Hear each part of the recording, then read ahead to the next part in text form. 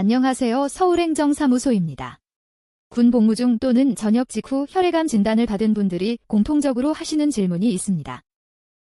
혈액암은 난치 질환인데 군에서 발병했으면 국가유공자 인정이 당연한 거 아닌가요? 많은 분들이 이렇게 생각하시지만 심사 과정은 결코 단순하지 않습니다. 혈액암은 외상처럼 사진, 사고 기록이 남는 질환이 아니기 때문에 발병 시점, 진행 과정, 환경적 요인에 대한 객관적 입증이 반드시 필요합니다. 특히 혈액암은 진단 시점과 실제 발병 시점 사이에 시간차가 존재한다는 특성이 있어 보훈심사위원회는 군 복무 중 이미 병리적 변화가 시작되었는가 재주목합니다. 오늘은 저희 의뢰인의 실제 승인 사례를 토대로 보훈 인정을 받은 핵심 포인트를 상세히 안내드리겠습니다. 보훈심사위원회는 혈액암은 단일 원인으로 발생하는 질환이 아니라 여러 요소가 복합적으로 작용해 서서히 진행되는 경우가 많습니다. 일반적으로는 유전적 소인이나 체질적 취약성에서 비롯된다고 생각하기 쉽지만 면역체계 변화, 바이러스 감염, 환경적 노출, 심리적, 신체적 스트레스 등이 일정 기간 누적될 때 발병 가능성이 높아진다는 연구 결과가 꾸준히 제시되고 있습니다. 실제로 군 생활에서는 일반 사회 환경에서 접하기 어려운 조건이 존재합니다.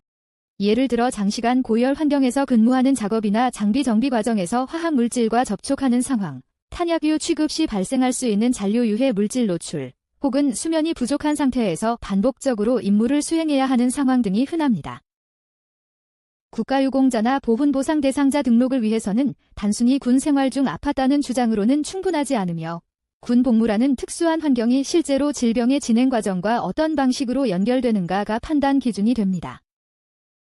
다시 말해, 질병 발생의 원인이 생활습관이나 개인적 요인에 의해 자연적으로 나타났는지, 아니면 복무 중 노출된 물질과 환경이 면역 저하의 출발점이 되었는지, 또는 발병 시점이 복무 종료 시기와 얼마나 근접해 있는지 등을 종합적으로 검토하게 됩니다.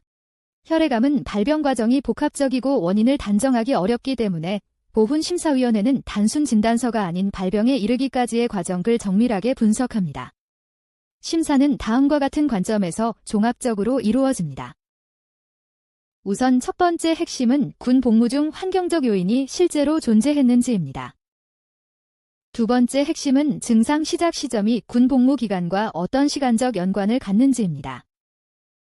세 번째 핵심은 의학적 소견의 논리적 완성도입니다. 그럼 저희 사무소에 진행한 사례를 함께 살펴보도록 하겠습니다. 의뢰인 김모님은 군 복무 중 몸에 이상을 느껴 병원에서 정밀검사 결과 혈액암 진단을 받게 되었습니다.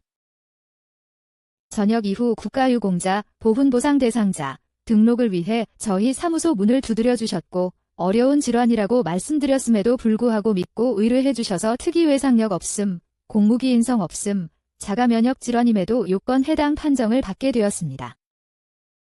정리하자면 혈액암으로 국가유공자 등록을 준비하신다면 가장 중요한 판단 기준은 발병 시점과 군 복무 환경의 연결성 입증 여부입니다. 혈액암은 개인적 요인과 외부 환경 요인이 함께 작용할 수 있기 때문에 행정적 주장보다 의학적 분석과 객관적 기록을 토대로 입증해야 합니다. 개인이 준비하기에는 어려움이 있으므로 전문가와의 상담을 권해드립니다. 서울행정사무소는 지금까지 3,300건 이상의 보훈 사건을 진행하며 혈액암 자체 면역질환, 심혈관계 질환 등 까다로운 질환에 대해 실제 승인까지 연결한 경험을 바탕으로 전문적인 절차를 안내해드리고 있습니다. 자세한 상담이 필요하시다면 대표번호 1544-9072 또는 홈페이지 www.lo-stack.com으로 문의 주시기 바랍니다.